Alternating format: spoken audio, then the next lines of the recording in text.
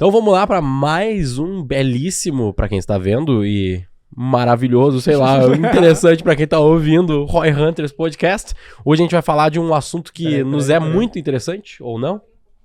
Não vamos falar mais nada. Belíssimo é pelas pessoas ou pelo assunto? Belíssimo era porque estava vendo, mas aí não sei. Depende do ponto de vista.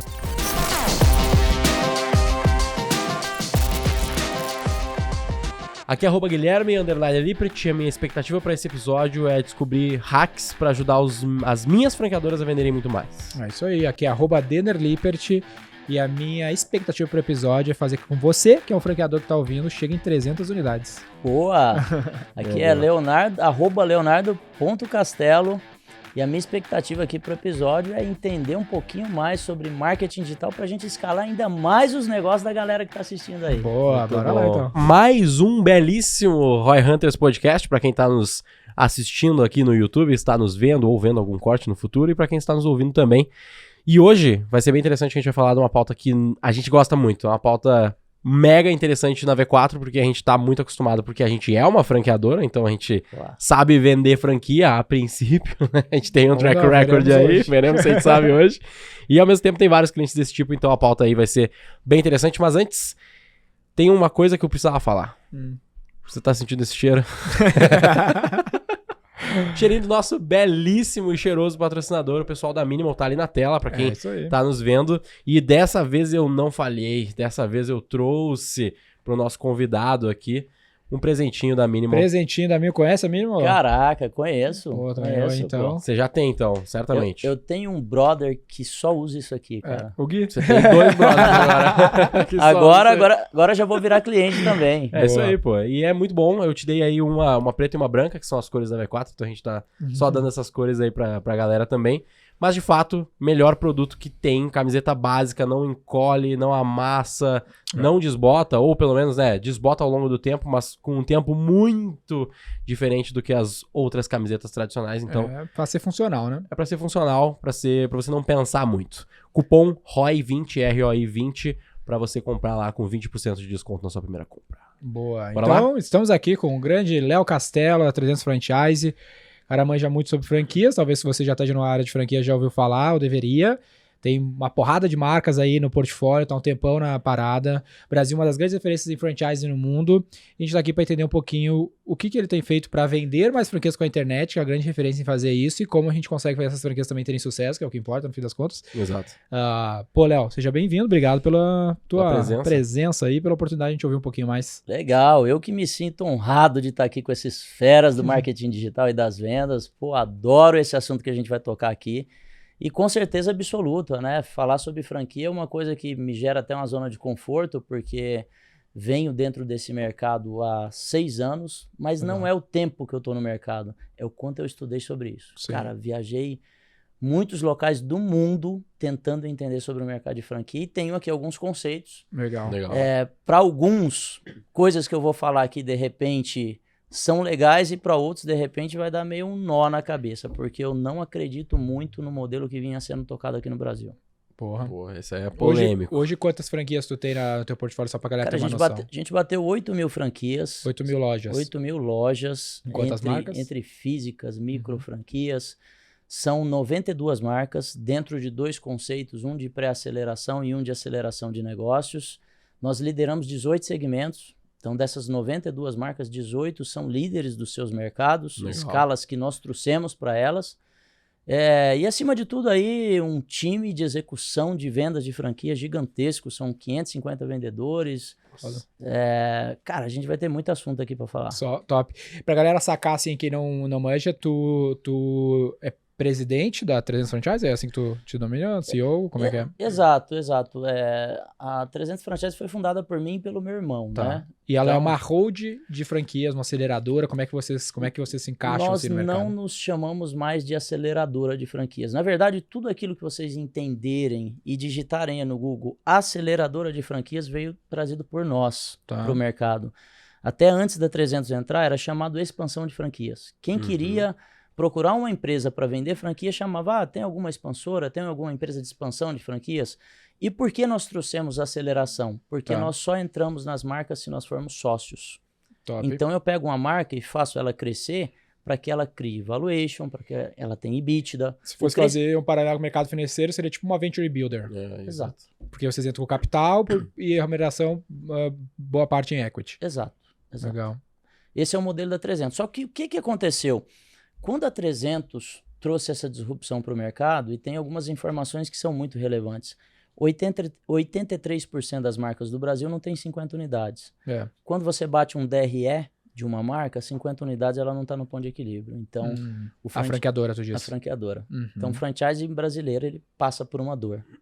Legal. E, detalhe, viajando para o mundo, você começa a ver que essa dor é mundial.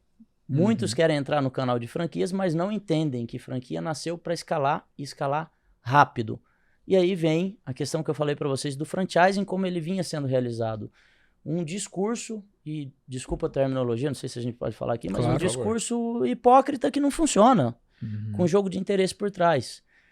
Entrou no franchise, precisa crescer. Entrou no franchise, precisa crescer rápido. Se não crescer rápido, a franqueadora não para de pé. Tá. Então você precisa estar com todos os seus processos, sistemas, metodologias de escala para implantação, para operação e gestão da rede, mas precisa estar pensando em crescer rápido. Pra gente entender, então, eu sou o Zé do pneu e eu tenho, sei lá, uma loja de pneu e quero franquear, eu posso procurar a tua empresa para me ajudar a me tornar franqueável e ela vai expandir a minha rede também, vai vender as franquias. Funciona assim, Denner. Nós temos hoje alguns pilares dentro da 300. Primeiro pilar, como nós começamos a ser muito desejados, assim como a V4 na parte de marketing, nós subentendemos que nós estávamos deixando dinheiro na mesa. Tá. Então, hoje, nós somos os maiores formatadores de projetos em franquia. Então, o cara chega zerado. O cara chegou zerado, Sem nada. ele tem uma unidade que está dando super certo, ou ele tem um projeto na cabeça, nós pegamos esse projeto e nós estruturamos isso em franquia. Até o projeto que não ainda é validado. Tipo assim, Até o cara tem uma ideia. A ideia também pode virar franquia. Existe uma mística que você não pode criar um negócio para ser franquia. Não, você pode criar um negócio. Unidade 1, testou, pilotou, tá ok, vira franquia. Mas você já pode pensar nela como franquia no processo de escala. Legal. Segundo pilar, nós entramos também em educação. Nós entendemos que se nós queremos se tornar a referência, nós precisamos educar. Então, imersão, universidade corporativa para franqueadores, para franqueados e também para pessoas que não são franquia ou para pessoas que querem comprar franquia. Então, eu tenho um curso que esse curso mostra para a pessoa como escolher uma franquia. Legal. Para minimizar risco para ele. Terceiro pilar, se eu formatei, se eu eduquei, eu já posso começar a pensar em crescer essas marcas. Então, eu tenho duas etapas. Uma que eu chamo de pré-aceleração, que é quando eu cresço negócios que começaram do zero, ou seja, eu não vou pegar uma marca que tem uma unidade e vou começar a colocar 7 unidades por mês, porque provavelmente ela vai morrer por falta de gestão, por falta de time. Quando a marca já está estruturada, e estruturada em cima de pilares que nós encaramos que são pilares sólidos de avaliação, primeiro pilar, quem é o empreendedor que está por trás desse negócio? Que é o que um fundo de investimento avalia muito. Quem são as pessoas que estão por trás? Sim. Segundo pilar, nós olhamos para o business. Tá bom, você tem 20 unidades, deixa eu entrar, deixa eu fazer uma diligência, deixa eu olhar nível de governança, de gestão que você tem, para mim entender se eu consigo te levar para o próximo nível. Terceiro pilar é se está dentro do timing enquanto ferramentas de gestão. Se esse cara já tem uma universidade corporativa, se ele já tem uma plataforma de extranet, se ele já tem, de repente, todos os manuais necessários para escalar, se ele tem todos os fornecedores necessários para escalar. Porque o que acontece na grande maioria das vezes, todos os projetos são escaláveis, mas muitas vezes o projeto não está pronto para crescer na velocidade necessária. E aí, beleza, acelerei e tem marcas que você olha e fala, nossa, que projeto sensacional, bacana. Só que o empresário que está por trás, ele não tem perfil para crescer a rede. Aí eu assumo, inclusive, a gestão. Caramba. Só que quando eu assumo a gestão, eu me torno majoritário. Tá. Me dá um exemplo aí de deal. Dizer que a V4 chegou ali, pô, Léo, preciso dar uma escalada. Como é que é o deal, mais ou menos? Qual é a tua proposta? Funciona mais ou menos o seguinte. Para marcas que eu vou acelerar, eu assumo aproximadamente 40%. Para a marca que eu vou acelerar e vou fazer gestão, eu assumo 51%. 40% do capital. Da empresa como um todo. Do equity. Entendi. Do equity do negócio. E aí, isso tá, tipo assim, tem uma alguma meta que você tem que atingir? Já teve. Tranches, como é que é a parada? Já teve. Lá no início, eu penso o seguinte, a primeira marca que me procurou, Denner, ela me procurou e a 300 ela nasceu meio que por acaso. Tá. Porque uma marca me procurou e falou assim, cara, pô, faz com a minha marca igual você fez com a Ecoville. Aham. A Ecoville, durante muito tempo, nós vendíamos 20 franquias por mês. Que foi a tua primeira empresa, né? Primeira empresa. Que virou uma franquia. Que virou uma franquia. Que era a origem da parada toda. Tudo. Nascemos em franquia, por isso que eu falo 2016. 2016 a Ecoville virava franquia. Legal. E depois tem alguns insights sobre a Ecoville, né? Legal. Mas o grande detalhe, ele tá que eu me perdi na pergunta. Não, o grande detalhe é esse. Eu tava te perguntando do deal, que tu falou que já tinha meta. Tu já teve uma época que tu tinha meta para conseguir conquistar os 40% de equity. Exato. E isso mudou por algum motivo. Então, o primeiro detalhe foi o seguinte. Nós colocávamos uma meta porque eu não sabia se eu sabia fazer. Ah, tá, entendi. Falava, então tu não peitava os 40%. Denner, por que eu vou pegar um percentual do seu negócio se eu nem sei se eu consigo escalar V4? Tá. Sim. E aí a 300 foi construindo autoridade no mercado. Que era tipo um earnout, né? Tipo um earnout. Que é a metinha que o cara vai pra ter equity. Isso que é bem aí. comum em deals de fundos de investimento. Exato. Só que aí o que aconteceu? Pegávamos a primeira escala, segunda escala, terceira escala, quarta escala, 10 escala, 30 escala. A gente começou a crescer acima do franchise inteiro. E aí nós começamos a ter um nível de credibilidade no mercado que hoje, quando uma marca vai entrar, a gente pega e fala assim, não, cara, eu entro dentro, eu tenho uma opção de entrada dentro do seu negócio, porque eu também preciso testar o cara pelo menos durante um ano ali. Tá. Se tiver tudo certo, eu já tenho entrada de 40% no negócio, independente de meta. É tipo um mútuo? Isso. E aí tu tem a opção de exercer a qual é tua, se o cara não tem escolha depois. Não tem escolha. Tá. E aí nesse período que tu tá acelerando e vendendo as franquias pro cara, tu remunera parte das taxas? Como é que funciona isso? Então, cara, esse detalhe é um detalhe mais estratégico nosso, né? Mas pensa o seguinte, nós pensamos em um negócio próspero e sustentável para todos os canais. Aceleradora de franquias, franqueadora, que nós sabemos que ela tem que parar de pé. Sim. Então, nós temos um modelo um pouco diferente que nós pensamos no mercado, uma forma que ninguém exercia de remuneração da franqueadora. E aí, pensando para o franqueado, isso tem que ter diferenciais competitivos, claro. Então, assim, Daniel, só para você ter uma ideia, hoje eu sou procurado por cerca de 10 empresas por dia. Eu recebo aproximadamente 200, 250 abordagens mês de empresas que falam assim, Léo, eu quero acelerar com vocês. Então, hoje é um filtro muito mais da 300 em entender quais business que ela quer entrar do que propriamente de falta de demanda do mercado. Porque eu passei o número para vocês. 83% do mercado tem menos de 50 unidades. Só que o que acontecia com o mercado antes da 300? Existia uma arrogância muito grande, porque a percepção de quem tem 30, 40, 50 unidades, você tem a percepção que o cara é grande no mercado. Sim. Só que quando a gente dava um murro na mesa e falava, mas você não tá ganhando dinheiro. O cara baixava a cabeça e falava, puta, não tô ganhando. O franqueador. O franqueador. Não na proporção que se vale a pena para você ter 30, 40 unidades. A dúvida que me vem na cabeça é, tipo assim, se tu tem a opção de exercer lá, imagino que num prazo indeterminado, talvez, ou sei lá, uns anos, e tu tá investindo no cara, tu vai precisar ter alguma forma de remunerar. Se tu não quiser exercer, vira um serviço daí, né?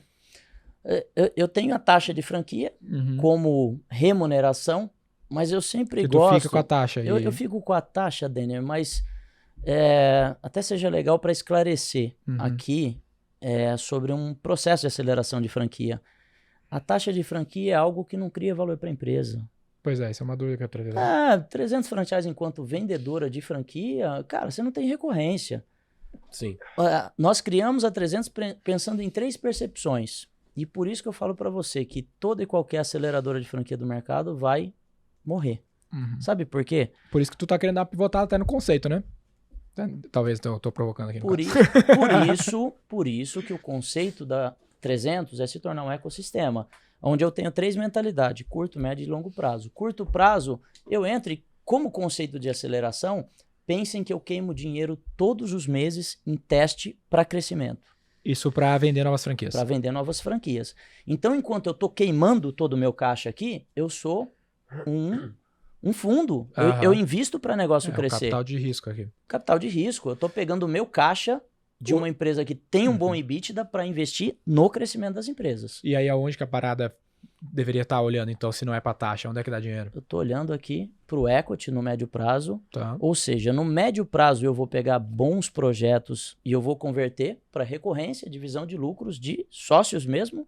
Tá. Ou seja, a 300 como grande holding aqui, ela se remunera como um investidor do negócio que ela é, Sim. através da recorrência e divisão de lucros. Então, olha só. Para isso a franqueadora precisa dar dinheiro, senão tu ferrou. Exato. Uhum. Então, aqui já cai por água abaixo a percepção do mercado sobre a aceleradora de franquia. Eu não estou eu não estou vendendo franquia, eu estou construindo um negócio. Legal. Isso é aqui bem legal. isso só vale a pena se eu estiver construindo um negócio. Porque às vezes tem às vezes pode parecer pro mercado quando eu falo que eu sou uma aceleradora ou uma parte de expansão que eu só quero ganhar no... Roda até cair. É, tipo roda até cair, né? Eu vou vender a qualquer custo, azar, e vou ganhar na taxa e já era. Só que isso não tem perenidade, né, Gui? Sim.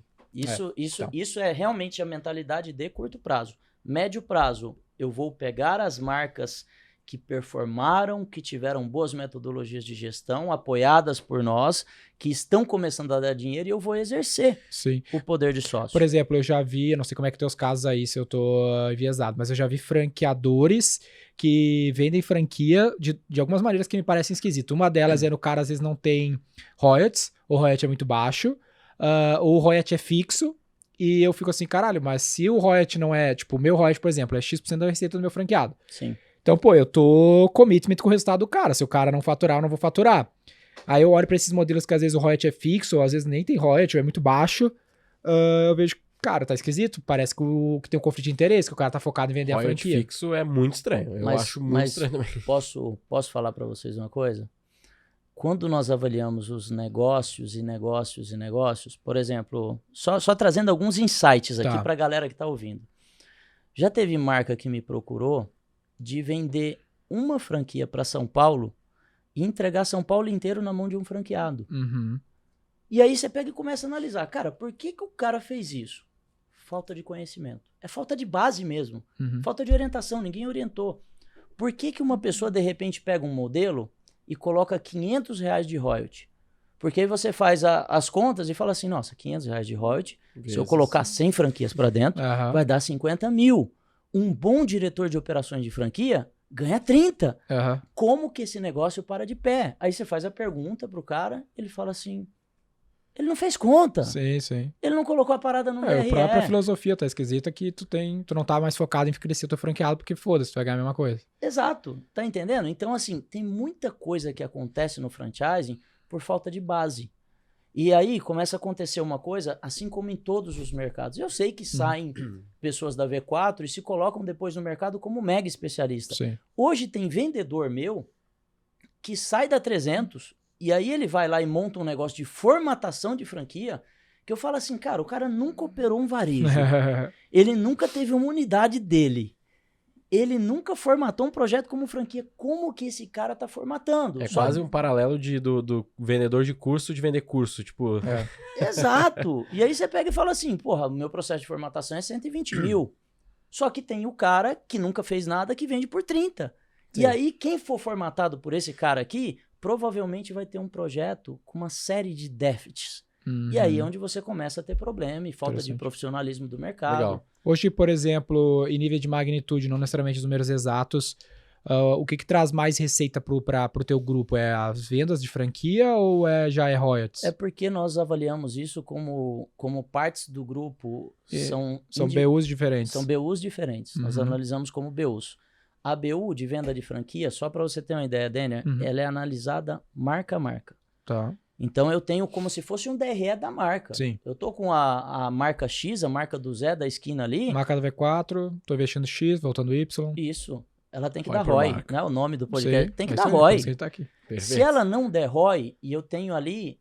Mas tem que dar ROI no ponto de vista de venda de franquia ou já tu considera o ROI como receita ou o ROI vira outra BU? Não, essa BU aqui, ela precisa dar ROI. Tanto que quando uma marca... Por que é importante entender quando que a marca pode ser acelerada? Porque quando ela pode ser acelerada, se subentende que eu preciso colocar no mercado um número X de franquias. Uhum. Então, do lado de lá, por que o nosso critério de avaliação é tão forte? Porque a marca precisa estar pronta. Mas se eu tenho uma BU separada de venda de franquia e a outra BU que seria tipo mais para operação e garantia de sucesso da franquia, eu não acabo criando um conflito aí nesse meio? Não, Porque eu vou vender azar e o outro, peraí, agora eu tenho que pegar aqui e Por operar exemplo, e resolver? Lá na V4 a gente tem um limite de franquias que o nosso time pode vender da nossa marca todos os meses, porque isso, se ele vender mais, vai gargalar na nossa operação. Tu tem algo desse gênero? Por isso que o planejamento estratégico é individual por marca. Então tu tem, por exemplo, Tipo isso assim, tem completo. limite. No caso, né? Tem. Nós temos marca, só para você entender, Gui, nós temos marca que nós colocamos 30 franquias por mês. Sim. Legal. E é a meta dela. E nós temos marcas que nós temos como meta 2 franquias por mês. E aí você fala assim, tá, mas Mas é meta ou é limite? Tem limite também? não, é meta. Aham. Mas É não a tem meta. limite, pô, meu, não dá pra botar Cara, mais 3, senão vai gargalar na nossa operação? O limite Eu acho que isso é meio específico. talvez assim, seja. né? é bem específico, sabe? Porque essa é outra mística que nós rompemos no mercado. Vamos falar sobre um sistema de implantação de uma unidade igual a Ecoville. Tá. Quando nós começamos, Daniel, que nós falamos assim, cara, eu vou meter 20 franquias por mês. Uhum. Existia teoricamente, nós fomos mentorados por algumas pessoas do mercado que falaram assim, vocês são loucos. E aí, nesse vocês são loucos, a gente falava, cara, o Boticário fez.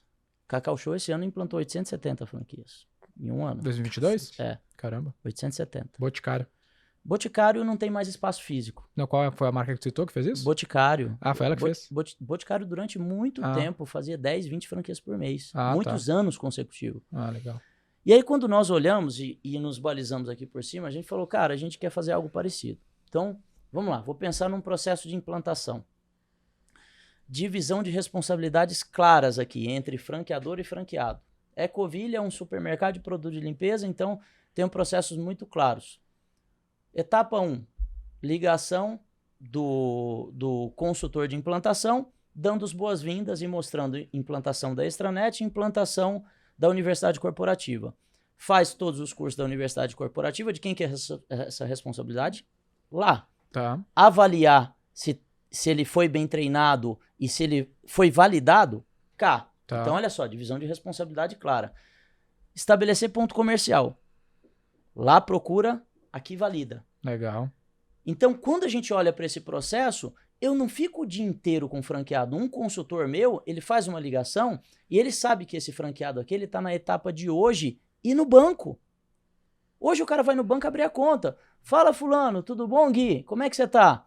Cara, eu tô vendo aqui na sua parte do cronograma que você hoje ficou de abrir a conta no banco. Uhum. Foi no Itaú? Foi no Bradesco também? Onde você conseguiu as melhores opções? Ah, no Itaú, tá bom. Deu tudo certo? Não, você volta amanhã? Tá bom. Então amanhã eu tô contigo de novo e te ligo. O meu consultor de implantação, ele não faz mais nada com esse cara hoje. Acabou o processo dele. Aham. Então, se eu não tiver isso aqui, e a maior vantagem competitiva do franchising é a escala.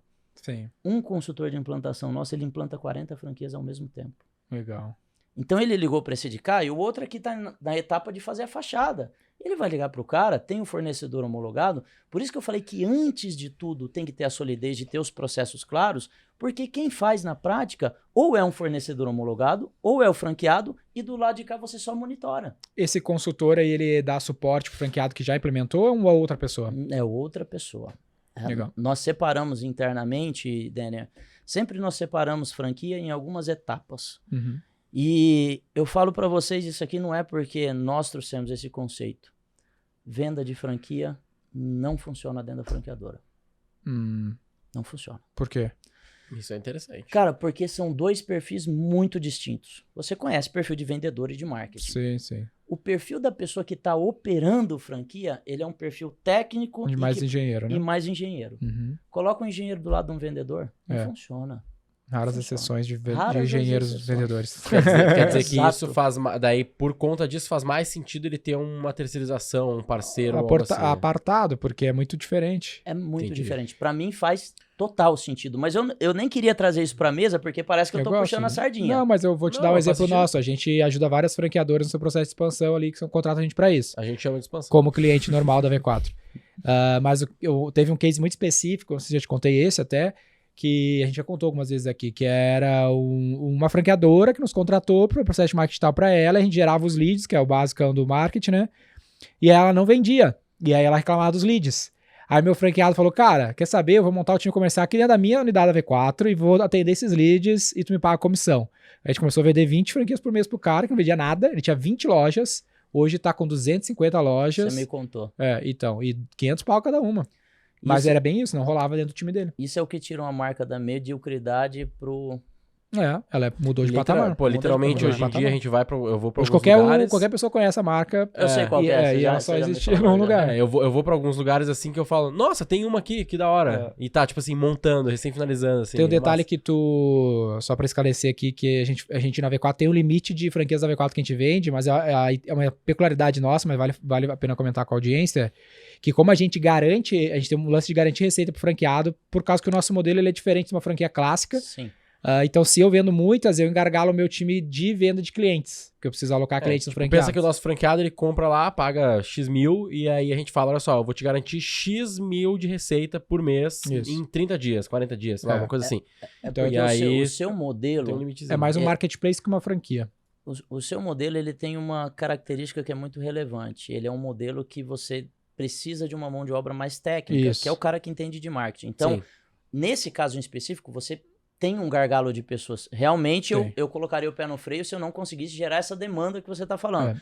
Mas quando você pensa assim, em um varejo, em uma de chocolate, que você tem a indústria, e qual que é o gargalo do chocolate? Logística e indústria. Indústria tem escala para atender, logística está atendendo? Cara, precisa crescer. Porque a franquia por si, ela é um modelo de expansão comercial, no fim das contas, para uma indústria. Exato. No caso da V4, a gente usou a franquia como modelo de expansão operacional, não comercial, porque o comercial a gente tinha centralizado. E as franquias de serviço, acontece muitas vezes isso também, né? Do cara geralmente fazer uma franquia de vendas. Tipo, ele vai lá e franquia, franqueado que é vendedor, e o franqueado é o vendedor. Seguros, talvez tu tenha alguma assim. Sim. Franqueado é um agente comercial, isso é bem usual também. Né? Eu tenho várias marcas assim. Legal. Cara, mas são muitas místicas pra gente quebrar no mercado, porque tem coisas que, de repente, você fala assim, eu quero crescer.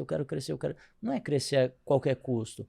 Mas quando nós olhamos para os maiores players do mundo, quando nós olhamos para a 7-Eleven, a 7-Eleven abre uma unidade por dia há décadas.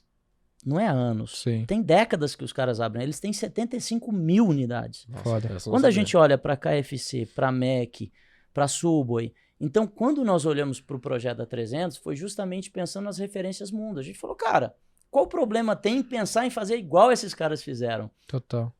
Então a gente... Sabe um lance interessante que eu acho que vocês fizeram também, que eu vejo que é pouco claro no Brasil? Eu, logo no começo do processo de franquear a V4, fui meio que fazer um intercâmbio nos Estados Unidos lá. E aí eu lembro que um lance que me impressionou é que qualquer coisa, eles escalam pra caralho. Eu lembro que a maior franquia que tinha, não sei se era a maior microfranquia ou era a maior franquia dos Estados Unidos. De limpeza, não é? Era de limpeza de escritório. O cara comprava uma microfranquia pra limpar escritório e tinha, sei lá, velho, milhares de franqueados. E eu falei, cara, qualquer esse negócio coisa... dá dinheiro lá fora mesmo. Cara, tem uma parada que é assim, né? Eu tava lá em Nova York. Tá ligado que marca é essa aí que eu tô falando? Eu sei qual que é, mas não vou fazer propaganda. É de sacanagem, né? Verdade.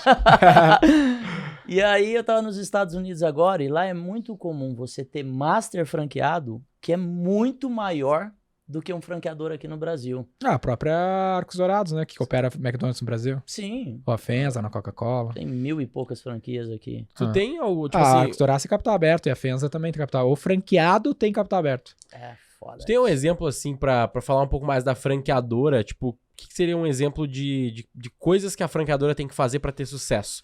Porque isso era uma discussão que eu tava tendo essa semana com um dos nossos franqueados e sócios lá, que é tipo, pô, como que eu vou fazer o meu franqueado ganhar mais dinheiro? Porque, não lembro quem agora me falou isso, acho que foi ontem, eu tava conversando com alguém, o cara me falou que a mudança de chave ali de uma marca que ele tava comentando foi quando, e eu acho que era Boticário, aliás, que era tipo assim, eu preciso fazer o meu franqueado ficar milionário. É isso aí, eu só tenho que fazer meu franqueado virar milionário, eu vou fazer de tudo, vou ter os produtos, as estruturas, os processos pra deixar esse cara milionário, porque se der certo isso, o resto vai ficar tudo certo também. É meio que a North Star Metric da parada, né? Tipo, essa mentalidade pra mim faz muito sentido, mas consegue dar um pouco mais de detalhe, talvez, do que tu tá vendo nessas várias franquias que tu tá acompanhando e criando aí? Cara, o primeiro detalhe do franchising é alinhamento de expectativa. O alinhamento de expectativa no franchising é tudo. Sabe por quê? Eu olhando para os inúmeros negócios que eu fico olhando, cara, nenhum negócio é ruim. Uhum. Só que eu tenho um negócio que dá 5 mil por mês e eu tenho um negócio que dá 50 por mês. Se eu pegar um franqueado e eu colocar ele dentro de um negócio que ele vai ficar infeliz ou que não dá remuneração, então alinhamento de expectativa em cima de alguns pilares. Primeiro, a pessoa que vai empreender, ela tem que empreender algo de dentro que ela gosta. Segundo, ela tem que empreender algo dentro que bata com a rotina dela. Porque a gente sabe que nem toda rotina tem negócio que o cara vai ter que meter o peito 12 horas por dia. E esse é o business. Ah, mas é porque 8 horas, cara, no empreendedorismo não tem isso. Você tem que trabalhar a quantidade de horas necessárias para você atingir seu resultado. Uhum. E o terceiro pilar é se o negócio tem a remuneração suficiente que a pessoa espera. 3 pilares. O que a franqueadora faz para isso tudo acontecer? Eu acredito que tenha 3 áreas dentro de uma franqueadora que são fundamentais. Primeira, implantação de franquias. Porque tem um estudo que chama Fator E. E o Fator E, ele fala o seguinte, existe uma rampa do franqueado, depois você estuda aí, Gui, que essa rampa, ela mostra o seguinte, o franqueado, depois do dia que ele paga a taxa de franquia, ele já tem uma curva de decesso e ele já se torna emocionalmente instável. Caralho. Por quê? Porque ele acha que vai dar errado. Fiquei inseguro? Fica inseguro. Pensa assim, Denner, comprei uma franquia da V4. Tá. Cheguei em casa, sentei no sofá, comecei a conversar com meu irmão. Aí meu irmão fala assim, cara, você vai montar negócio mesmo? Você já viu a quantidade de negócio que quebrou na pandemia? O cara já fica negativo. Ele nem começou, ele já começou negativo e ele já fala, puta cara, vai dar errado. Então essa curva, ela mostra isso, só que ela é uma curva que estudou franqueados por anos, muitos franqueados. Então ela já nos dá os insights aqui do que vai acontecer. Ele vai estar emocionalmente abalado. Conhecendo isso aqui, o que eu preciso fazer? Eu preciso ter um processo de implantação que ele ao mesmo tempo seja processo de implantação e processo de encantamento. Legal. Então, até o cara inaugurar, você precisa estar encantando ele todos os dias. Legal. Para o cara chegar no dia da inauguração e falar, cara, esse foi o melhor investimento que eu fiz na minha vida. Top. Eu acertei. Depois, beleza. Legal. Depois vem a parte de operação. Cara, como que as nossas operações dos nossos negócios funcionam e nós sabemos? Acompanhamento. Eu vejo seus BIs nos vídeos. Sim. Você tem sucesso porque você acompanha seu negócio. Sim. Só que sempre lembrando, muitas vezes você vai trazer um franqueado que ainda não é um gestor. Tem que colocar alguém com A maior parte das vezes, né? Na maior parte das vezes. Tem que dar a mão pra ele. Ou ele não é um gestor, ou ele não é um vendedor, ou ele não entende muito a parte técnica. Porque se ele fosse completão, super top, geralmente ele estaria ou fazendo dele, empreendendo, já criando sozinho, né? Ele não estaria fazendo uma franquia que é pra dar esse pulo, né? Cortar um pouco do caminho. E tudo bem, né? E tudo bem. Eu gosto de pensar o seguinte, ó. Tirando os fatos comportamentais, eu não me sinto no direito, isso aqui quebra uma mística de tudo que o franchise trabalhou até hoje. Eu não me sinto no direito de reprovar um franqueado por perfil. Sabe por quê? Porque todos nós temos déficits de perfil. Então, nós subentendemos assim, eu tenho um cara que é o perfil comercial, que é o perfil gestor e que é o perfil técnico.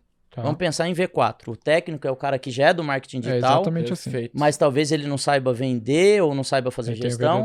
O gestor, muitas vezes, senta de trás da mesa, acha que a coisa vai acontecer e não sabe vender e não sabe muito da parte técnica. Às vezes é o executivo, que já tem uma experiência, mas não é o técnico mais, de tempo de mercado. E tem o cara que é o vendedorzão, que o cara quer meter venda. Perfeito, mas aí a operação começa a dar pau e o cara não sabe o que resolver. Legal. Todos os perfis têm déficit. Quando eu entendo isso, o que eu faço? Eu coloco minha franqueadora como uma escola, e eu sei que vocês fazem isso super bem. Você se coloca no papel de escola. Cara, eu preciso ensinar essa galera no gap que ela tem. Então, nós pegamos os franqueados. Se o cara tem dinheiro e o cara tem desejo pelo negócio, se você não vender a sua franquia, ele vai comprar de um concorrente. Então, nós colocamos essa pessoa para dentro, aí nós fazemos Emangind com eles. Que é basicamente o seguinte, agora, não é antes dele entrar. Deixa eu entender seu perfil, que em cima do seu perfil eu vou saber como te tratar, eu vou saber como te treinar. O que tu disse que faz pra saber isso? O Emangind. O que é Emangind? É algo parecido. Tipo um disque? Tipo disque. O Emangind a gente encara que seja mais completo. Tá bom. E aí em cima desse perfil, Denner, eu falo assim, entendi seu perfil. eu já sei como eu vou te tratar, como eu vou te treinar. E aqui, galera, é tudo pensando no sucesso dele. Isso tem... É um lance que a gente fala que toda empresa que escala vira uma escola, né? E esse aspecto que tu tá falando é tipo de eutagogia, a galera fala, né? Que é o cara... Tu adaptar o ensino pro cara. Por exemplo, tu fala assim, porra, eu vou ensinar operação. Tá, mas tem cara que já sabe, tem cara que não sabe, e aí o cara que já sabe vai perder tempo. A gente, no nosso processo de integração, a gente fez um negócio que é... Primeiro, a gente exige... Eu não sei o que tu pensa sobre isso. Mas a gente exige que tenha 3 sócios, cada um em um perfil. Um vendedor, um operador e um gestor. E durante a nossa integração, a gente faz uma formação graduação, que todos fazem, meio baseline, balizador de todo a Big Idea, e a gente explica as pessoas para suas trilhas, conforme suas especialidades. As 3 têm que passar, as 3 têm que ser sócias do negócio. Você vê, até para não ficar muito solto o que eu falei, porque eu concordo com vocês. Não é que o perfil é solto, é que dentro de cada perfil você vai ter gestor, comercial e técnico. Mas, por exemplo, para as nossas franquias de odontologia, nós sabemos o perfil, dentista. Tá. Para a nossa franquia de consultoria sobre tributário, ou tem que ser advogado, ou é um ex-consultor de algum nicho específico. Então, quando nós achamos essa persona aqui, em cima do perfil ideal, nós treinamos ele. Mas, por exemplo, eu não coloco um médico para vender produto de limpeza. Então, nós também temos reprovação em cima do perfil que a gente encara que não vai dar certo no negócio. É difícil reprovar para perfil mesmo, né? Por perfil de você falar assim, tem um médico que quer muito montar uma odontologia, é difícil. A gente evita isso. A gente tenta criar essa regra que eu te falei agora, porque... Cobrir todos os lados. Quando eu tenho 3 sócios, já tem uma redundância, né? E cada um em uma área. Só, óbvio que o cara pode ser um vendedor que desenrola na operação, se a gente treinar, mas a gente acaba exigindo que seja assim para diminuir bastante as chances. Dificulta um pouco a entrada, mas teoricamente facilita no médio e longo prazo, né? No final das contas, quando se fala em franquia, é construção de um negócio sustentável e perene que tenha valor de mercado. Cara, se for para você construir pensando em curto prazo, o franchise não vai. Né? Vai pensando em construção de EBITDA, construção de valuation, né? Legal. Então, toda a nossa mentalidade de escala é pensando em construção de negócio. Top. E hoje, como que é para quem tá viajando aqui o teu processo de venda, então, da franquia? Vamos para essa parte. Porque pra galera é um puta mito aqui, né? A maior parte das franqueadoras no Brasil, como tu falou, não conseguem ter nem 20 lojas direito. E tu faz isso majoritariamente usando o marketing digital como canal. Dá uma visão assim por cima. Só uma pergunta objetiva. Dessas 8 mil que vocês têm hoje, quantas delas vocês que venderam? Mais ou menos. 85%. Legal. E todas foram através da internet? 99%. Dos Legal. 80%. Dos 80%. Então, só pra dar uma magnitude pra galera saber mais ou menos um nível, a quantidade de Porque tem vendas gente que acha vocês já fizeram, que não dá pra vender produtos desse tamanho através da internet. Né? Ticket médio alto não funciona. Cara, e é legal até contar a história, já que você entrou nesse assunto, como que nós entramos. 2016, quando nós viramos franquia, lembra de eu falar, cara, eu quero crescer 20 franquias por mês. O que eu fiz? Apartei o meu escritório de venda da franqueadora, aí eu voltava para São Paulo, que não era uma coisa que eu desejava, que eu tinha ido para Joinville, isso 2016. Que tu é de Joinville. Não, eu sou de São Paulo. Ah, tá. E aí eu fui empreender em Joinville, eu montei a Ecoville em Joinville. E aí gostou, queria ficar lá. Queria ficar lá, só que eu peguei e falei, cara, São Paulo é o centro de tudo, se eu vou expandir eu tenho que estar lá. São Paulo é inevitável. Vim para a Avenida Paulista, 37, contratei 34 vendedores. 34 vendedores só para vender a Ecoville. E aí? Na hora que eu fiz isso, o mercado ficou apavorado, porque as franqueadoras tinham 1 vendedor, 2. Eu falei, não, tem que meter 20 contratos com métrica de funil. E sempre lembrando, lá 2015, 2016, ainda não se falava muito em funil, falava pouco em funil, mas eu já entendia, porque startup já estava começando a trabalhar com isso. E aí, cara, como que você gerava demanda para 34 vendedores? Cada um com uma lista telefônica na mão. Outbound. Lista telefônica, Dani. E a gente sabe que isso é difícil de escalar, né, velho? Total. Mas Outbound é foda. Mas a gente dá um jeito de fazer. Comprando lista fria em associação comercial. Fria porque, cara... Caralho, vender franquia no Outbound é muito difícil, né? Porque quem é o lead, cara, né? É igual assim, ó. Eu vou pegar na lista telefônica todo mundo que é franqueado da Cacau Show, ou seja, ele já é empreendedor, então pode ser que ele queira um outro negócio. E aí você liga pra ele falando o seguinte, tudo bem, aqui é da Ecoville, eu sou uma franqueadora, eu tenho um bom negócio pra te oferecer. E aí o cara fala assim, cara, como assim? De onde você pegou meu telefone? De onde você descobriu? Já gerava uma fricção, já. Você já gera ali. Já Só é que o que treta. aconteceu? Nós conseguimos desenvolver uma modelagem de vendas. Nós pegávamos esse lead e aí nós levávamos esse cara para um evento presencial. Legal. Criou o teu fluxo. Criei um fluxo para tirar essa fricção do telefone. Quando eu levava o cara para o evento presencial, e aí já fiz evento nesses O evento era hotéis, tua tudo isca. aqui. O evento era isca. Top. Evento de empreendedorismo. No final, pitch. Legal, excelente. Negócio da sua vida. Pá, o cara já tava com tudo assinado, porque já tava conversando com ele no telefone há tempo. E aí, cara, nós descobrimos que a conversão presencial era 30%. Top. Se eu levasse 10 pessoas com perfil, eu vendia 3 franquias. Eu tenho as Pra métricas bater até meta hoje. era botar 70, 80 cara no mês ali. Basicamente é o seguinte, Denner. Se 100 me falasse que ia, só 50 ia. Então, a Legal. métrica de conversão de quantos falavam que ia, 50 ia. Era 50% de no show. 50% de Triste, no-show. E aí, dos 50% que ia, eu convertia 30%. Se eu colocasse 50 pessoas numa sala, eu fechava 15 franquias. Top. Muito bom. E aí, beleza. Qual era o ticket médio na época? Da taxa de franquia, 25, 30 mil. E do investimento total, eu sempre trabalhei com negócios do Pareto dos 80%. 80% dos brasileiros hoje procuram um negócio até 250 pau. É o que eu trabalho. Legal. Quando chega uma marca, puta, eu tô em modelo de investimento, 500 mil, não sei o que, eu falo, cara, beleza, eu faço, mas você tem que ter um modelo de entrada. Tuas clínicas, a parte odontológica também é nesse ticket, porque é caro, né? Tudo Clínica. nesse ticket. Caramba. Eu trabalho ali com Clínica normalmente é 1 milhão. 2, 3 500 pau. cadeiras. 1 milhão são as clínicas que vão dar o faturamento pro investidor. Essa aqui é pro cara que opera. Sim. É pro dentista que ia montar a unidade dele. O cara acabou de sair da faculdade, então olha só como dentro de um mesmo nicho tem vários tipos de investidores diferentes. Legal. Total. Eu não sou especialista em escalar negócios de faturamento de 1 milhão. Muitas marcas me procuram, eu falo, eu não sei fazer. Vender uma franquia que seja Pior nessa que a gente cara. sofre também, as franqueadoras que são mais caras assim. É, porque é muito o total difícil. addressable market cai muito, né? Quem é que tem essa grana pra investir, né? demais. É bastante. Entendeu? E aí requer um processo muito mais estruturado. O que, que eu chamo de estruturado? Eu vou ter que ter uma conversa presencial com esse É, o cara cara. botar 1 milhão na parada e É. a obra vai ser muito mais complexa, tudo vai ficar Isso. mais complexo. Eu não vou conseguir escalar na velocidade que eu quero. Total.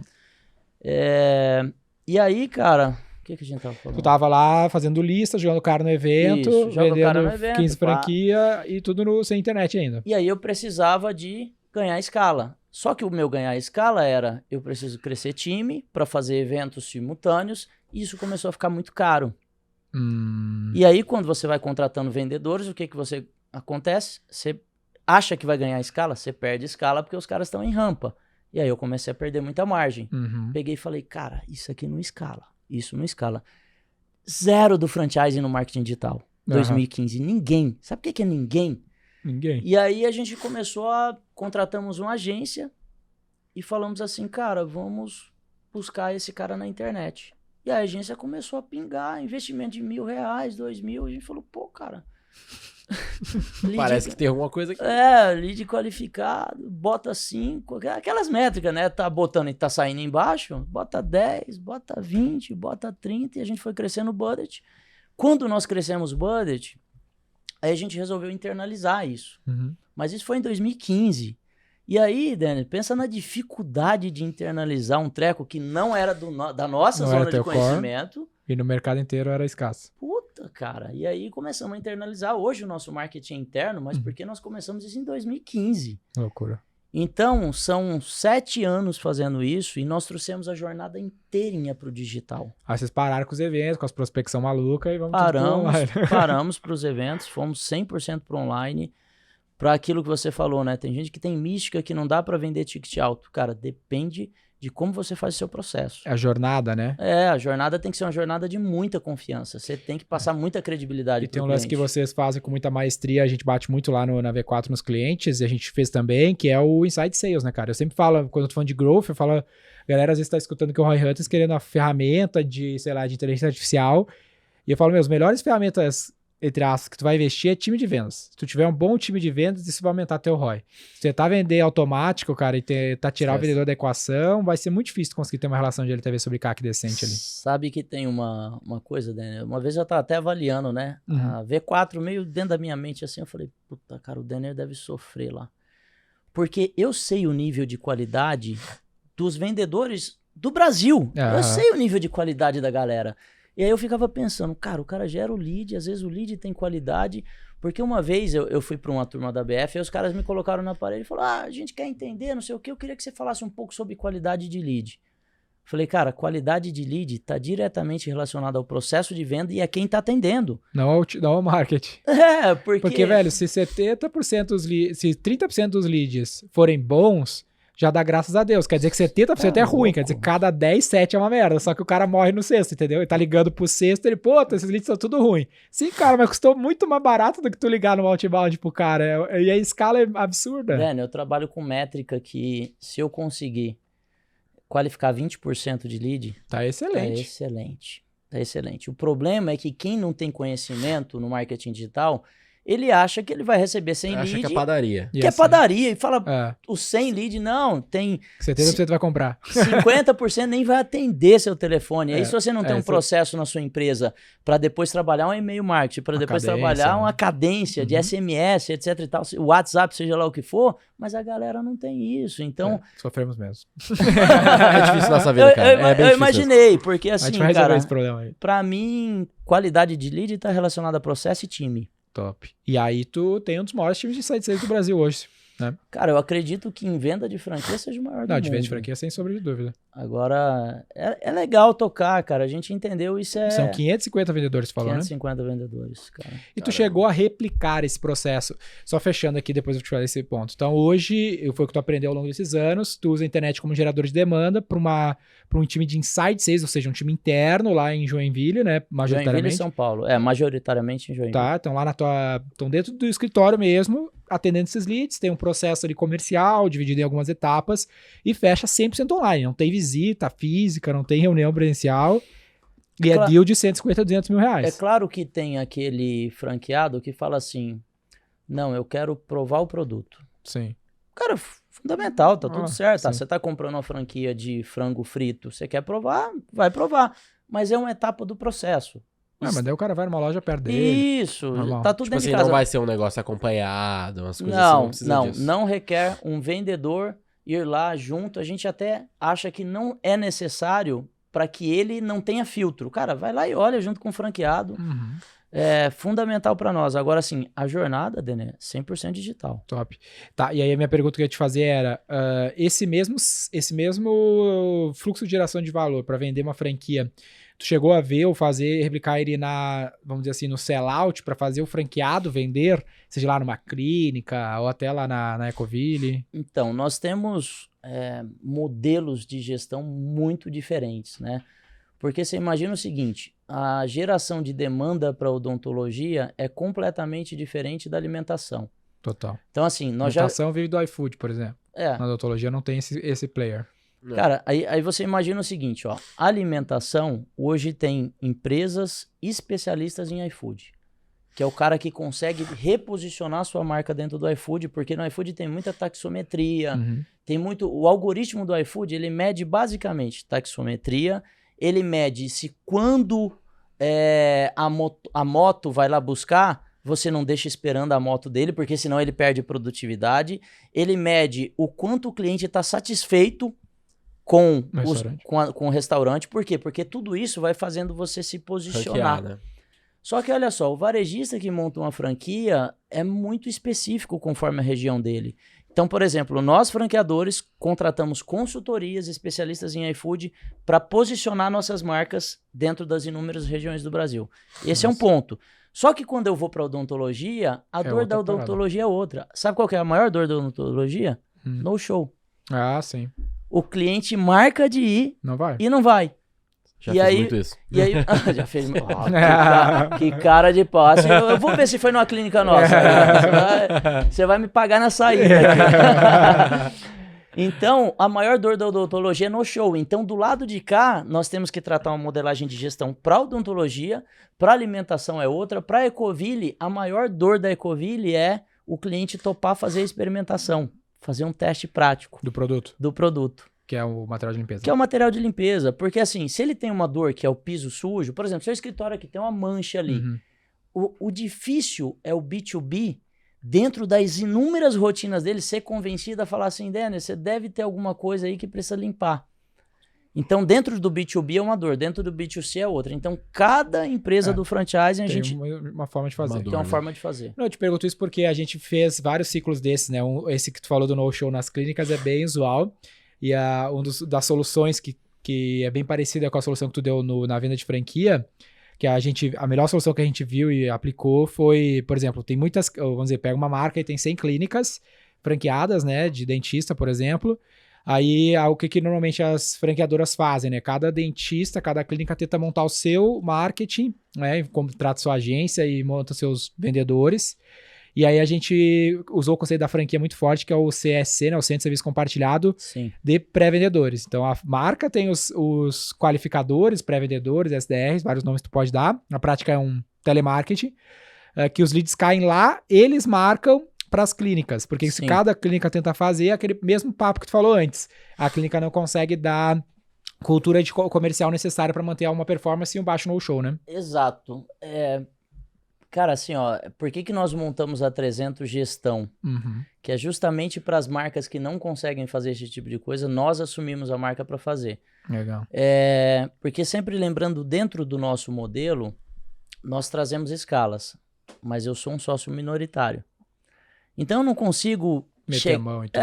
eu não consigo meter a mão na operação, porque conceitualmente o nosso modelo é basicamente o seguinte: existe uma aceleradora crescendo negócios, que é sócio, existe do lado de cá alguém que no nosso processo seletivo nós encaramos que ele é muito bom operacionalmente falando. Aham. Então o nosso conceito é, eu cresço e tô subentendendo que você tá operando muito bem. Top. Porém, no meio do caminho, Dá Tem- merda. tem gargalo, Sim. né? Tem dor, porque são negócios que estão crescendo acima da média. Aí é onde, na reunião de conselho, através de indicadores de resultado, indicadores de sucesso do franqueado, nós entendemos o que a gente pode fazer para melhorar. Tem muitas coisas que, de repente, a tomada de decisão não, a 300 assume a gestão. Tem outras que cara, vamos entender quais as boas práticas de outras marcas que estão aqui dentro do chapéu, e aí faz visita, benchmark. Nós temos o mastermind nosso de sócios, né? De 3 em 3 meses a gente se reúne na minha casa em Alphaville. 100 sócios. Hã? São 100 sócios hoje, são 100 marcas, né? Aproximadamente, 100 sócios. São mais porque tem marcas Cada que tem tem 2, um, dá dois. uns 150 sócios. Loucura. Então você imagina. Imagina a doideira. Baita festa. Vocês estão com quantos sócios aqui? Na matriz a gente tem 20. É. Na rede a gente tem 200 franqueados, no caso, né? Legal. Se 200 fosse juntar ali. todos os franqueados, seria isso. É. Seria... E, pô, tem um caso que a gente conversou esses dias que eu queria que tu contasse um pouquinho pra galera aqui, que eu achei bem legal. Acho que tu fez um puto experimento maneiro, que foi na pandemia do lance do home office versus presencial com o time de vendas, né? Como é que tá a tua visão sobre isso depois desses teus experimentos? Isso é fogo, né? Porque assim, quando surgiu a pandemia, eu já tinha um time muito grande de vendedores, sei lá, 400 pessoas. E aí surgiu a pandemia, nós, enquanto empresários, você já bate aquele desespero, né? Fala, cara... Cheio de loja física ainda. Cheio de loja física, as lojas físicas fechando, e o time de vendas, e todo mundo desconfiado com o mercado. E aí, saiu o primeiro decreto, 50% das pessoas em casa. E a gente pegou e falou, continuou com a nossa metodologia de venda interna, que nós temos um modelo cultural de puxar o cara muito forte, sabe? Grito de guerra diário, treinamento diário, gerenciamento de rotinas de tempo em tempo. E aí, quando foi pro home office, a gente falou, cara, peraí, vamos estudar um pouco sobre home office. Daí Grito de guerra no Zoom não funciona. Cara, você faz, mas ele não traz o efeito, né? Porque Sim. a galera, a gente vai pras feiras de franquia, pega aqueles monte de vendedor, bota pra gritar, a galera, 300 vende por causa do grito. Não, o grito é Um elemento. um elemento que Sim. ajuda no processo de venda. E aí vai 50% do time para home, 50% presencial. 50% do time presencial, naquela ocasião, fazia 80%, 90% do resultado. Caralho. E aí, cara, a gente falava, cara, até te falei no telefone Sim. aquele dia, falei, cara, eu me senti um burro de não conseguir fazer isso aqui rodar em casa. E depois fiz outros testes, né? Então, desde a pandemia para cá, eu venho testando formas de fazer uma pessoa, através da sua residência, conseguir vender uma franquia. Falo para vocês que eu ainda não consegui. Na prática, todo mundo queria ter a galera em home office, seria melhor pra todo mundo, mas é difícil fazer da atração, né? Tipo, é aquele papo, a gente já falou muito disso, né? De serendipidade, de produtividade. A vibe, o vendedor tem muito lance da vibe, vibe, da energia. Cara, difícil ter uma energia top em casa sempre, quando você tá, tipo, de preguiça ali em casa. E cada casa é uma variável, né? O escritório, tu cria um environment controlado, o ambiente é todo padronizado, é a mesma internet, é o mesmo café. Agora, bota 200 caras em casa, são 200 casas, 200 internet, 200 cadeiras aleatórias. 200 obras rolando do meio da call de 200 vendas. 200 cachorros latindo, 200 gatos correndo. Cara, Denner, vocês falaram um negócio sobre energia, né? Uhum. Eu tenho algumas diretorias, né? São separadas, a minha área de vendas é separada em diretorias, que é o grande head da operação. E aí ele é responsável por algumas marcas e por um X resultado. Legal. E de vez em quando tem resultados de diretorias que caem. Uhum. Cara, o resultado dava assim, aí você olha assim. Cara, você pode entrar na diretoria específica que não tá tendo resultado. O nível de energia tá baixo. Uhum. Em vendas, energia tá diretamente relacionada a resultado. Uhum. Vendedor sem energia não vende. A vibe é muito importante. E por que baixa energia e o que tu faz pra aumentar essa energia? Cara, para nós, energia está relacionada à preparação. Uhum. Primeiro ponto, vendedor mais preparado, ele tem mais energia. Só que mais confiante. Tecnicamente. Então ele tá mais confiante, ele tem mais energia, tipo isso. Exatamente. Se você tá mais confiante, aumenta a sua resiliência. Uhum. Só que aí quando a gente falamos em treinamento, nós falamos sempre em treinamento em 3 pilares. Técnico, o cara tem que ser foda tecnicamente, ele tem que ter um comportamento de uma pessoa vitoriosa, e sempre lembrando, na grande maioria das vezes, nós estamos falando de uma função operacional, de pessoas que durante sua vida inteira falaram que não ia dar certo, ou de algumas pessoas que entram em venda porque não deram certo em nada e falaram, então vou tentar vender. Então eu preciso trabalhar muito a parte comportamental, disciplina, foco, autogestão, responsabilidade, e o terceiro é trabalhar o mindset da galera. Porque se o vendedor não quiser ganhar dinheiro, ele não vai ganhar. Uhum. Então, como que você desperta o mindset? É falar muito pro cara sobre sonho, como que o cara vai conseguir comprar o carro dele e traçar a rota mesmo. Cara, deixa eu te mostrar aqui. Porque no meio do caminho aparecem alguns que meio que viajam, né? Ah, qual que é seu sonho? Não, eu quero comprar um Lamborghini. Então, peraí. Então, vamos trabalhar... Vamos comprar a franquia.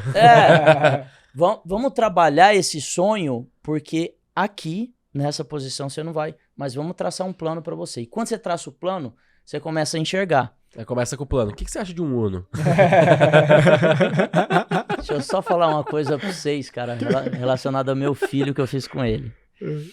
Peguei meu filho, gravei, coloquei isso no meu Instagram, né? Peguei e falei assim, cara, vamos traçar suas metas do ano. 4 pessoais e 4 profissionais. E aí ele começou a traçar. 13 anos ele tem. Uhum. E aí ele traçou as pessoais. Ele quer chegar a 1 milhão de seguidores, ele tem 600 e poucos mil, ele canta, né? O bicho é uma beldade, lindão. Segunda meta dele, ele quer se tornar o maior cantor do Brasil. Aí você vai dando os insights. Quem é o maior do Brasil na sua opinião? Ah, Gustavo Lima. O que ele fez? Aí você vai começando a mostrar. Da hora. E terceiro eu não lembro, e o quarto dele é comprar um Lamborghini. 13 anos. Peguei e falei... Papai, esse ano vai ficar ruim, não dá nem pra dirigir. Não, aí... Tem tempo, né? Você entrou no detalhe. Você entrou no detalhe. Sabe por quê? No dia seguinte, ele pegou e me mandou um áudio. Depois eu posso mandar isso aqui, vocês podem colocar no podcast o áudio. Legal, isso é legal. Ele me mandou um áudio falando assim, papai, já sei. Vou fazer o show na Arena do Joinville. Lá cabem 20 mil pessoas, mas eu tava pensando, talvez eu consiga fazer o show para 5 mil. Eu vou cobrar mais ou menos tanto, eu acho que vai ter mais ou menos tanto de custo. Se eu fizer tantos shows, nesse ano eu compro a Lamborghini. Aí eu falei assim, caralho. Que massa. Aí, olha só, Daniel. Fui fazer a reunião de batimento de meta da empresa, tá ali meus diretores, os gerentes. E aí eu falei, conta a sua meta aí pra galera. Ele falou, quando deu a Lamborghini, teve um que falou assim... Mas você não pode dirigir. Ele falou assim, eu contrato motorista. Muito bom. Ele tirou as travas dele, cara. Ele acredita que ele vai comprar. Então é um pouco disso que a gente faz com o vendedor. A gente pega e fala assim, cara, peraí.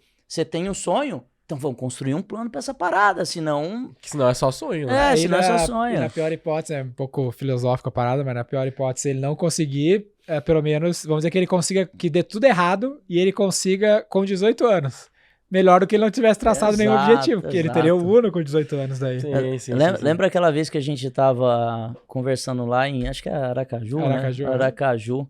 Eu lembro que eu tava conversando contigo, você pegou e falou assim, cara, eu decidi que eu vou fazer um negócio muito grande. Uhum. Meu irmão, uma pessoa decidida que vai atrás, ninguém para. Ah. Não tem ninguém que pode parar uma pessoa obstinada. Eu acredito nisso.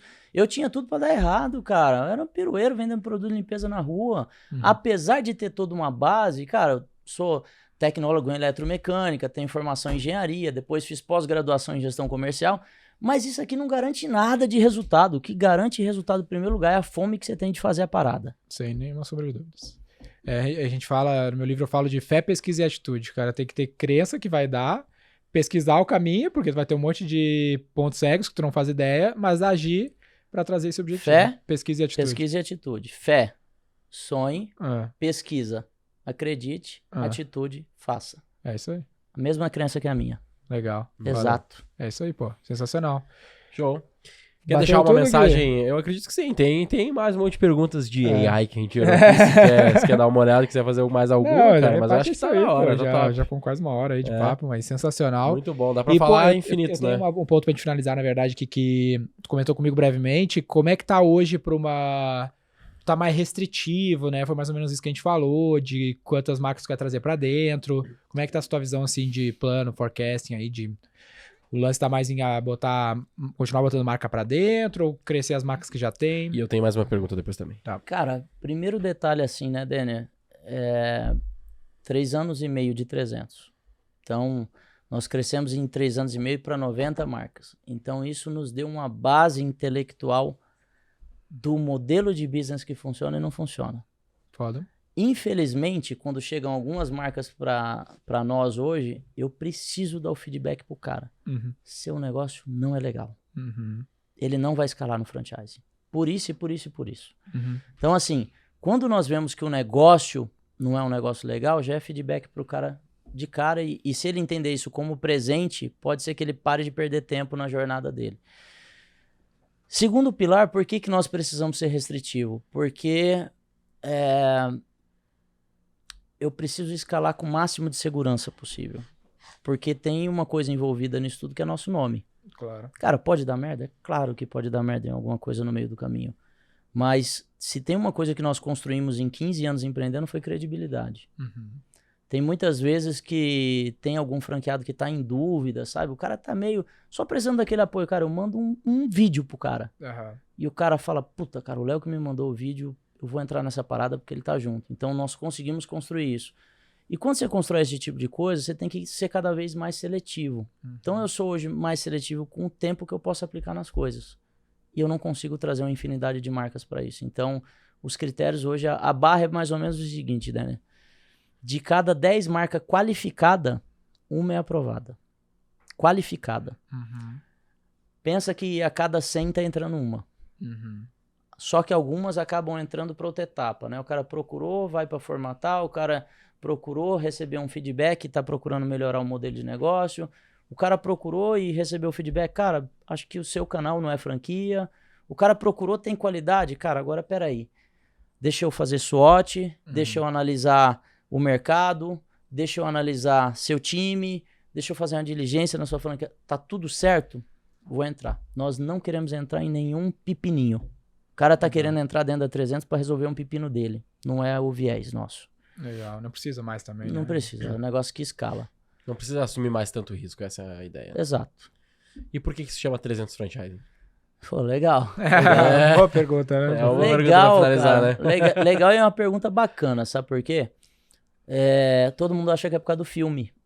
Veio a cabeça isso. E talvez Eu imaginei que até, vocês queriam ter 300 franquias. talvez até tenha um 300 viés, marcas, né? mas parece com essa resposta, mas não é. A primeira marca que nos procurou, que foi a Calzum, ela tinha 8 unidades. E a Ecoville tinha acabado de bater 300. E aí, quando nós perguntamos, tá, cara, mas por que se você quer que a gente faça na expansão? Ele pegou e falou assim, não, porque eu quero crescer. A gente falou, qual que é a meta? Ele falou 100. E a gente ficou pensando assim, por que 100? É porque 100 é o primeiro campo de visão da pessoa. Sim, Mas ele não analisou o mercado dele, ele não analisou nada e a Ecoville tinha acabado de bater 300. E a gente perguntou, por que não 300? Porque para nós o número 300 ele era simbólico, porque quando nós estudamos a franquia de número 50, ela tinha 306 unidades. Então, para nós... Em que? Em ranking? 300, em ranking de maiores do Brasil. Tá, entendi. As 50 maiores, a número 50 tinha 306 unidades. Então, o número 300 para nós significaria, cara, se eu trouxer uma marca para 300 unidades, teoricamente ela vai estar próxima, ela vai estar nos top 50. Esse é o primeiro ponto. Segundo campo de análise é o seguinte, vamos pensar em conceitos que não estejam tão consolidados. V4 com 300 unidades, líder de mercado. Pastel com 300, líder. Calzone com 300, líder. Pizza com 300, líder. A grande maioria das marcas e segmentos com 300 unidades são líderes de mercado. Tirando os mercados que são consolidados, ensino, inglês, ótica. Pega aí os 20 segmentos assim, mais top e mais consolidado, 300 unidades é líder de mercado. Entendi. Então, quando o cara entra na 300, é basicamente o seguinte... A meta de cada marca é ter 300 franchises. Pelo menos. E aí, quando você já vem com esse mindset pro cara, você baliza o sonho dele pra cima e você já baliza também o quanto isso vai ser doloroso pra ele. Ele já treme na base muito, né? Isso aí. Então, talvez ali, o fato dele tremer e falar, não, mas 300 já é a base pra ele ser reprovado. Entendeu? Porque a gente sabe que o cara não tem perfil, ele não vai aguentar o rojão no meio do caminho. Sim. Entendeu? Foda. Muito legal. Sensacional. Como que a galera pode te encontrar e onde podem aprender mais sobre franchise? Cara, eu tô na maioria das mídias sociais, YouTube, e sempre vai encontrar com o Leonardo Castelo. No Instagram, que é onde eu tenho mais escala, é leonardo.castelo, mas LinkedIn também, Facebook também, legal. Twitter, que eu não sou atuante, mas tô querendo. Ainda não. Me metendo umas tretas lá no Dança o TikTok ou não dança? Ah, não. O Daniel tá escalando no TikTok, hein? Cara, ele já viralizou várias vezes o TikTok. Nem sei o que coisa lá no TikTok, mas às vezes eu vejo, tá bom mesmo. Mete umas dancinhas lá que voa. Excelente, turma. Dei uma olhada lá no Léo, na 300 Franchise. Pô, privilégio. E pra galera que tá assistindo a gente aí, muito obrigado por acompanhar no YouTube. A galera tá comentando bastante lá nos vídeos, então, pô, mantenham isso. O feedback é extremamente importante. Os últimos que eu fiz aqui com o João, o pessoal deu uma elogiada, deu uma xingada no Denner também, por algum diabo de motivo. Mas, cara... Cada um tem seus motivos, né? Cada um tem seus motivos, mas se for xingar alguém aí também... Que seja o Denner. Mas é isso, comenta lá.